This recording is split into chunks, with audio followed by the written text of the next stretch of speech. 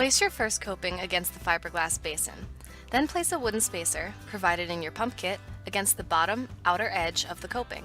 Make sure to have approximately 1 inch sticking out for easy removal.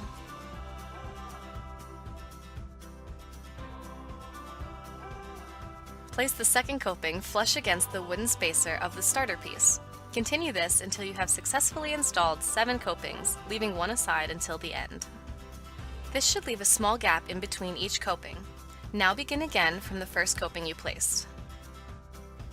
Using the rectangular wedges provided, tilt the coping inward toward the basin and slide the wedge underneath.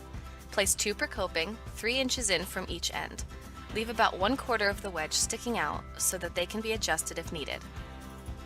Continue this process for the next 6 copings.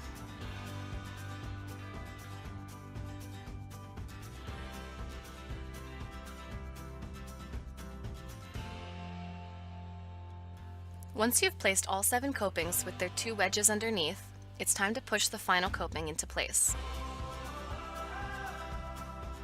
After all the copings are in, you can adjust them to their desired circle.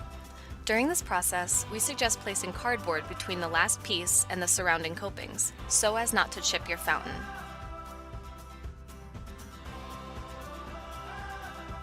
Slide the wedges under this final piece, and now you've completed your fountain basin. At this point, you can pull the wooden spacers out from between the individual pieces.